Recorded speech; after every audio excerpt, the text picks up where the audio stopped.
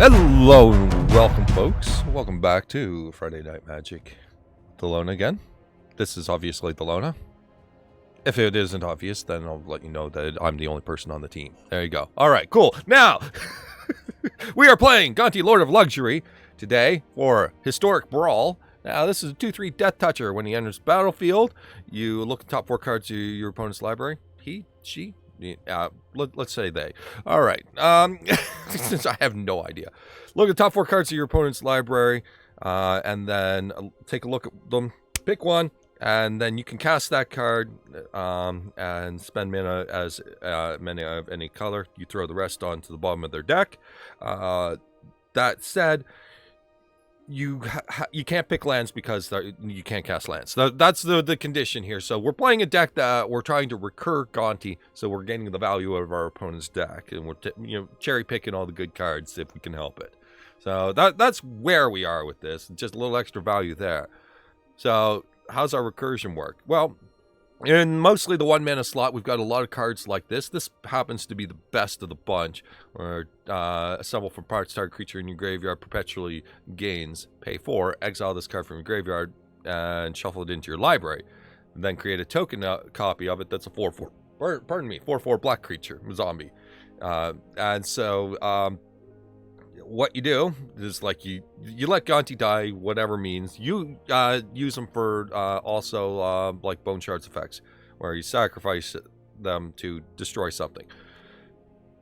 Get them in the yard, use this ability, bring them back. So what it does is it creates a copy that brings it back, and then the original gets shuffled into your library. Well, as a commander, and you should keep this in mind for all your commanders, this will probably be the card that I talk about the most. For any black commander, just let your creature die, whatever means. It goes to the graveyard. You do this, and then it perpetually, the rest of the game, has this effect, where you get to cast it for cheap, like half the time. The other half of the time, you're probably throwing it back into the command zone when it gets shuffled into the library. But for half the time, you get this. So, real good. Real good. This card surprised me. It's amazing. So, one-time effect, bam, you have this, yeah, it's so good. Anyway, so as I said, there's a lot of recursion where you see, some raised deads and stuff like that involved. The rest of the 1 mana spells are Bone Shards effects like this, where you sacrifice to kill a creature, and Hand Hate, of course, because Hand Hate to deal with big spells, because Duress is much better than a Planeswalker, obviously.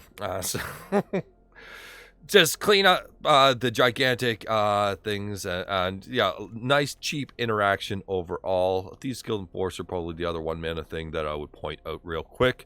We are rogues to an extent. We do pull from the opponent's graveyard once in a while, so very rarely, but it is a card in here that's just quick and beat down, and stuff's going in the graveyard, mill is happening, this can beat down.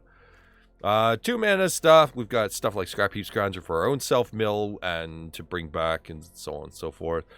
Some more recursion stuff going on.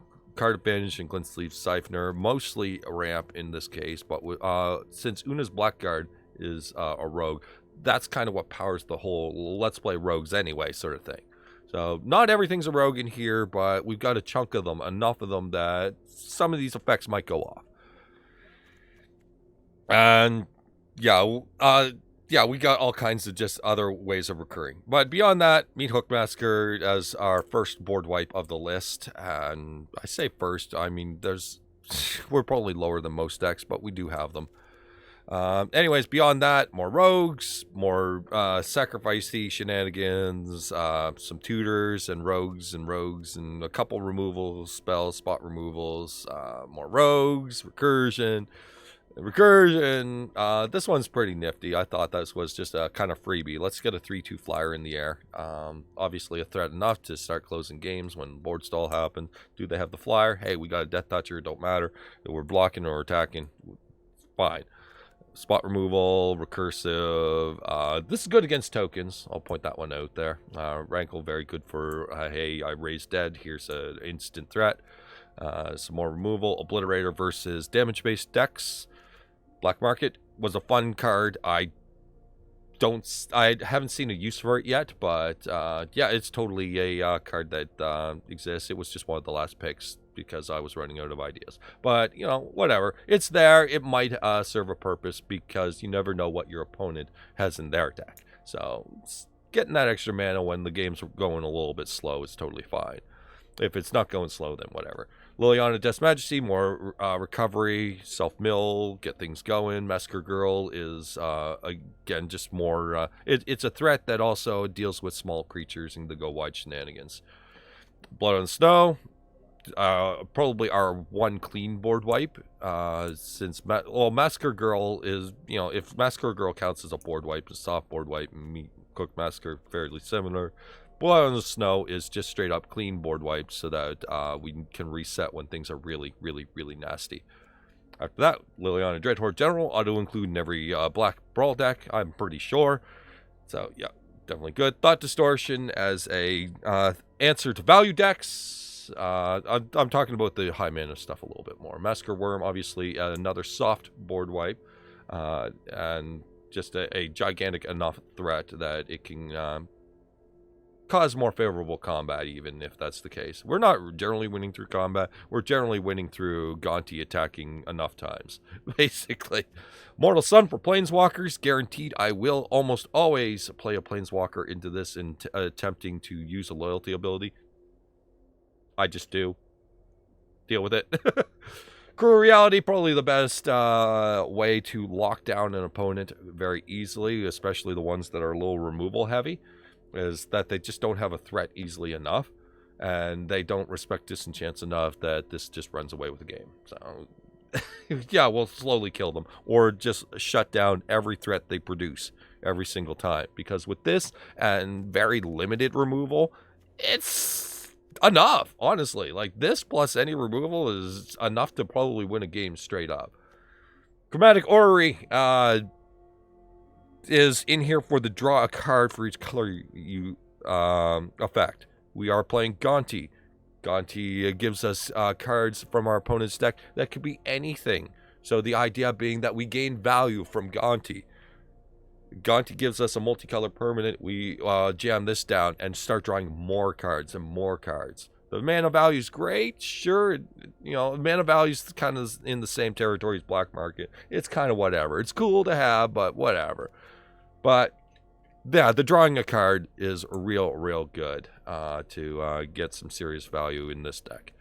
Rise of the Dark Realms as our super top end. When we've done all of this interaction, bam, just drop this and Gonti them again. Because Gonti's probably in that pile. That's going to happen. So anyways, that's the deck, aside from utility lands in black that are generally there. Snow lands, because we were playing Blood on the Snow. And then that's it. Utility, snow. Alright, that's the deck. Let's have some fun. This deck is not intended to be serious. We are not trying to win more. We are having some fun at the opponent's expense of having too much removal, which is what Brawl format heavily is. So that's where we're at with this. So just take it as some good fun. See you in the games. We're against Kamena, Tyrant of Orazka, so go wide Merfolk like crazy. This will probably kill Merfolk in every last single way.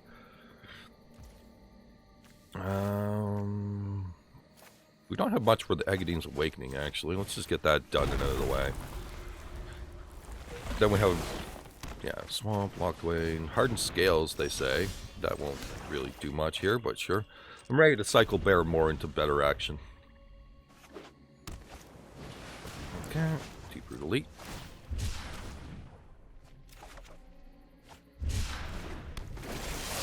Well, I think the idea is let's just get rid of this right now.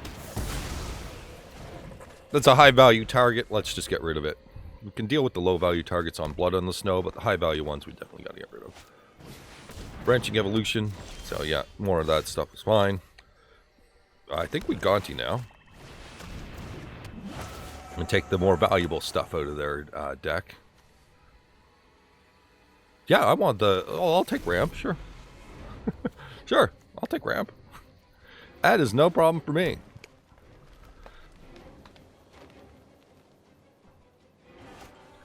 Commander comes into play. Commander's not really doing much at this time. Can I, like, ritual this so that I can get, yeah, sure, why not?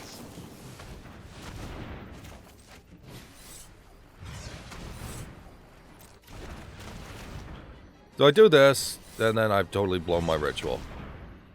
But I've also left mana open for all they know. So I'm doing it right. Don't ask.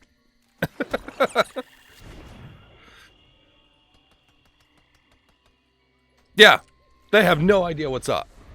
So they tap another creature, then Kamena gets unblockable. They have to do that, though, in order to get in. Okay, and they don't. They only have green mana.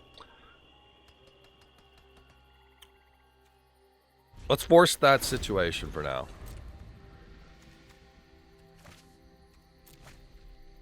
Tatyova is a high-value target. I don't know if I just want a Blood on the Snow instead. Blood on the Snow, Gonti, return Gonti. Seems good.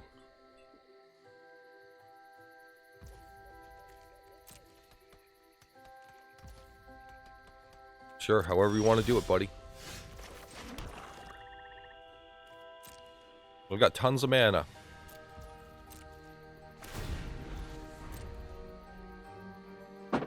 So they're trying to hold up a counterspell. We're going to 1-2 punch that for sure. Toski, that is definitely a thing that we have to deal with.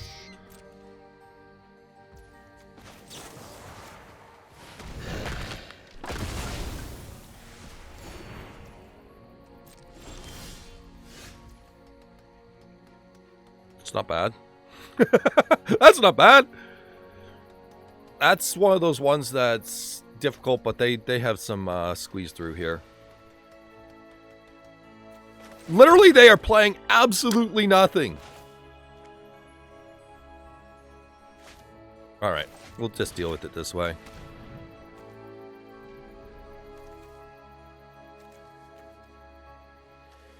That tolerant is a thing. So they're massively mana screwed on that one. We'll take the Tatyova they refuse to play. This card's probably giving us card advantage by virtue of Tatyova. So they get a Colossal Plow out of the deal, which is fine by me. And then I'm going to play this, and we're going to have Locked Wayne open with one card.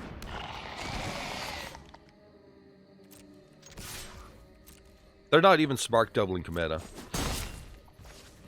to have extra Kamenas or anything like that. Because that would make a 4/6 Kamena. All things considered, that seems pretty good.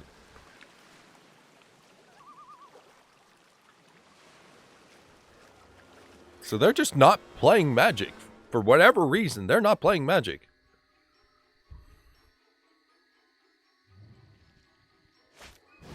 Torrent is in play. Is that the end of their creatures? I believe it is.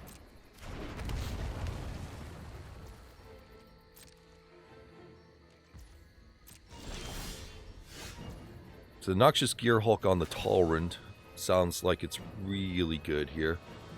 But they are going to start copying Kamena, so keep that in mind. You know what? Let's just swing in. Like, let's... Did I forget to draw a card? I forgot to draw a card. It doesn't matter. Let's just beat down. Let's seriously beat down. We're winning this race. We're going to Blood on the Snow. It's fine. Let's just take this.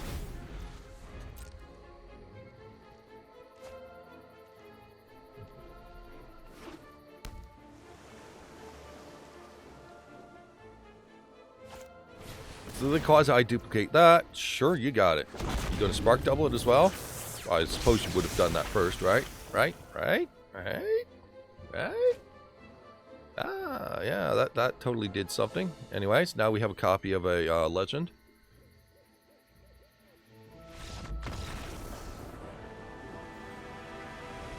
Dude, I forgot to draw a card with Locked Wayne. Minor missteps are not a big deal here, I don't think. Alright, they concede to a minor misstep. We had that game. Unless they draw, like, some of their bombs, we had that game. Okay, we're in. We're on the play versus Tryhard Yark the Desecrated. It's casual format, dude. Anyway, Tryhard is here.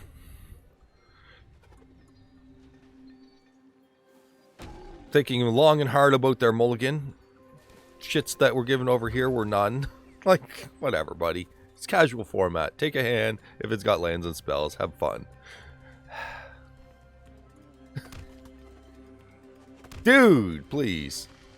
I'm losing my arm over here. I'm losing my mind, too. Mind go, please. There we go. Whee! I'll just explode. Ah, they have a sleep pet, so they can't even see it. We have plenty of land and big stuff. I'm just really don't... Yeah, sure, buddy. Their deck is big things. Luckily, Agent of Treachery is gone from their deck, so they've lost like 99% of their power through that one card. So we're fine now.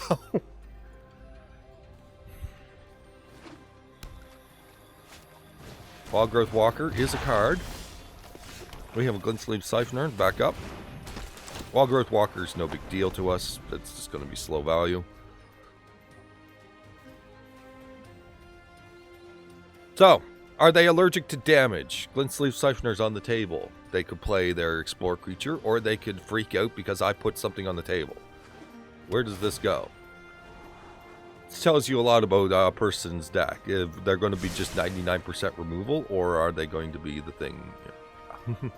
Or are they going to play a proactive plan?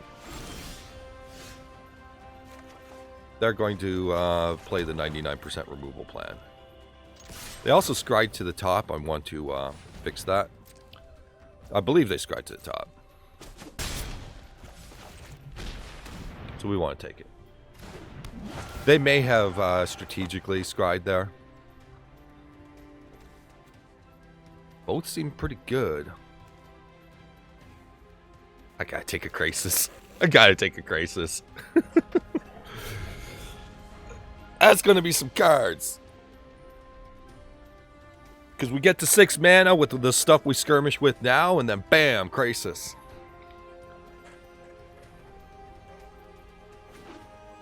Opponent realizes that their draw was not what they drew, or set up to draw. I'm not sure which of those they set up for. So they either set up for Crisis, or they set up for Dirge Bath. Migration Path, they are definitely doing some ramping. We got to get this Cruel Reality down. It's a strong contender here. Okay, take this action. Feign Death is nifty. Kai's Ghostform is also nifty. That does protect some of our stuff. Do I want to Vraska's Contempt this turn and then... Yeah, I'm definitely considering it. Vraska's Contempt this turn. Holding up Feign Death. Giving us a 1-mana Feign Death and a Kai's Ghostform on stuff like Liliana. Sure. Take that.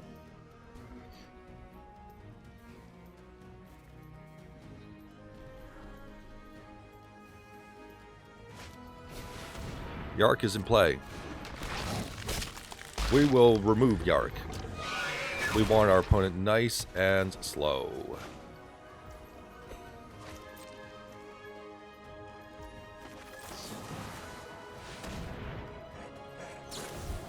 Moment of the Sea. So they get to draw some cards. So they were planning around this.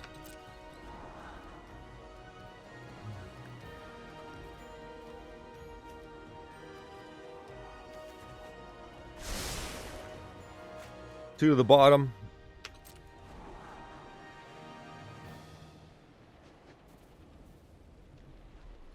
Once we get Cruel Reality, it makes it a little easier.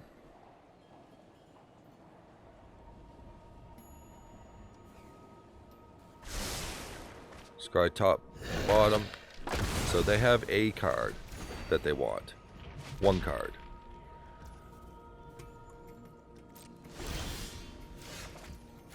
Okay, so Death's Majesty. We're gonna Ghostform it. And, there. Send in the Glint-Sleeve Siphoner.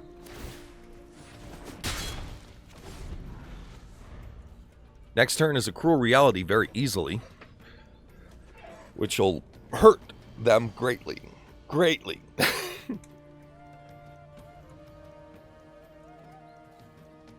So they may have a disenchant. That's fine. But we're making them go through the extra steps.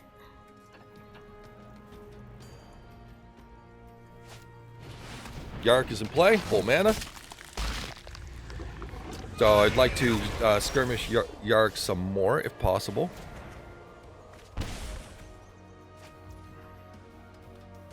But probably not at this point.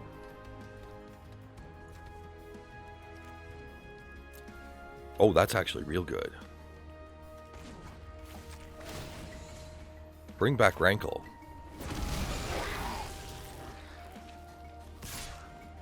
Send in Rankle. Each player sacrifices a creature. I suppose we can get a discarded card thrown in here too. Sure. We don't want them having any values. There won't be any draw cards involved here.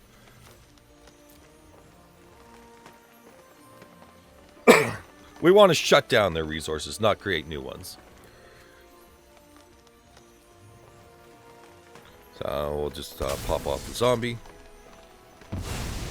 They pop off that. We slam down Cruel Reality.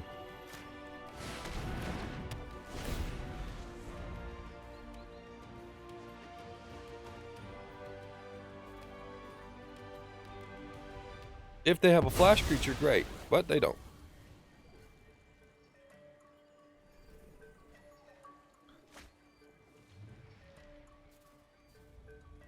So that was nice. We're tapped down though, so Feign Death ain't doing much, so they have every reason to board wipe as of current. Ravenous Chupacabra does the thing. It's going to take out Rankle. Sure. Chupacabra will die on the next pass. Oh, never mind. They're going to go down, double up. They're going to take out Gonti. Gonti we're going to do this whole take action thing on.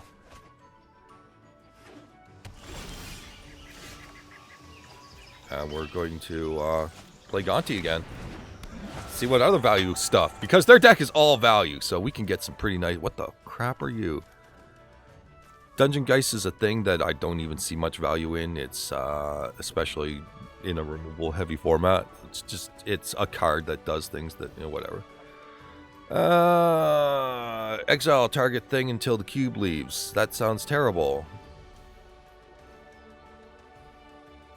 And then dissolve thing. Put target creature. Is this just something I activate when I please? Oh, it does an ETB and then it does the dissolve thing. Oh, you dissolve the creature. Yeah, alright, that's probably got more value. I don't know these cards. Alright. Tick up. Meanwhile, we still got Krasis just kind of kicking around here. Just kicking around. Alright. Kill the things.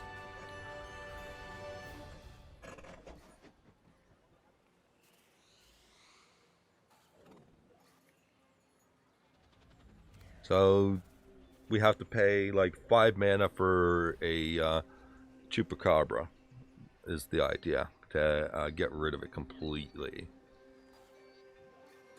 Because they're all ETBs, this card is not very good unless we can deal with the thing. And probably while they're tapped down at that.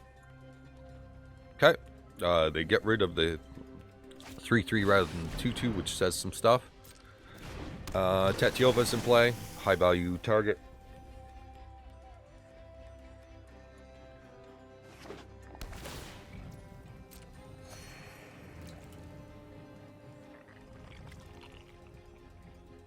Very high value target.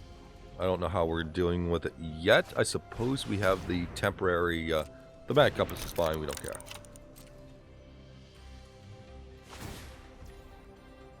Okay, so they're unable to deal.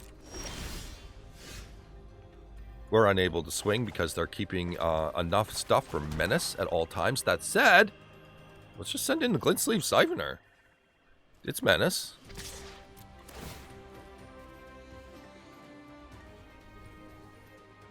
That way we can get rid of the Chupacabra. Cruel Reality kills Tatiova. And then they still have that card regardless. Okay. we have a minus. That would have been the proper time for a minus, I suppose. Anyway, let's get rid of you.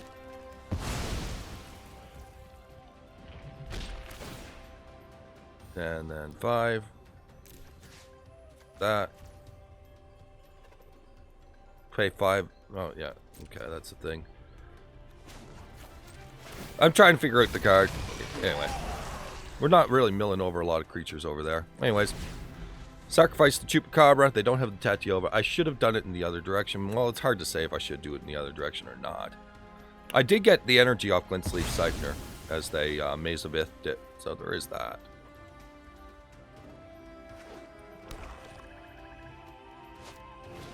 Maddening Cacophony for reasons, I guess. Sure, why not?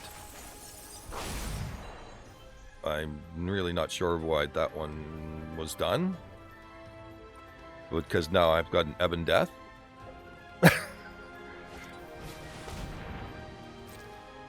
That's not as good as you think it is, buddy.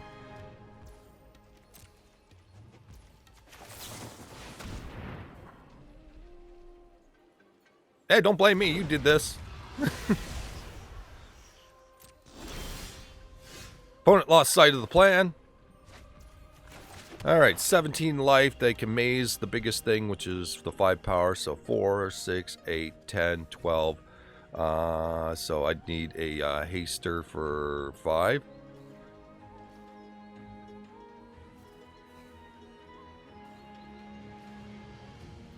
There's some really good shit in here, by the way. We don't have a haster for 5. We can just kind of like take... You know what? Whatever. We'll just take what we got.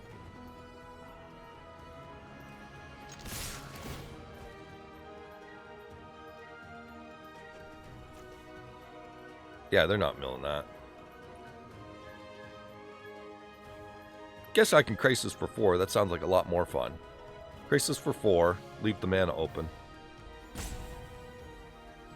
Or I can hope to draw a land. Okay, they maze the Feign Death. Sure.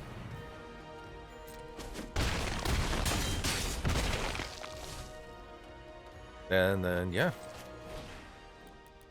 Here's another one of your cards just to... Oh, am I, like, totally miscalculating my mana? The big clump is... You know what? Whatever. I didn't even activate Liliana. Here's 5. I totally lost sight of everything there. I guess. I got confused by my mana as a gigantic stack. Let's just say that. For some reason, when the lands clump like that, I just kind of, like, misrepresent the mana. In my mind, that's all. Alright, had plenty of fun, plenty of misplays. Trust me, I know, I saw them all. Because I make them, I'm just like, oh, I shouldn't have done that. Oh, I shouldn't have done that. It's fine, it's fine. It's a casual format. Have fun with it. You don't have to nitpick anything. You can nitpick if you want, trust me.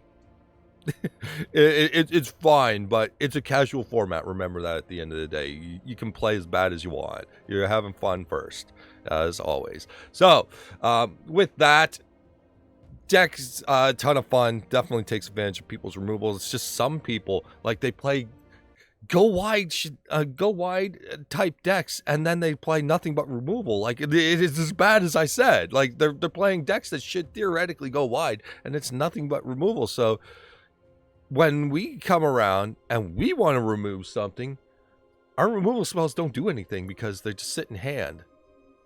They just sit there and do nothing. Like, yeah, it is what it is. Like, it's fine. It's fine.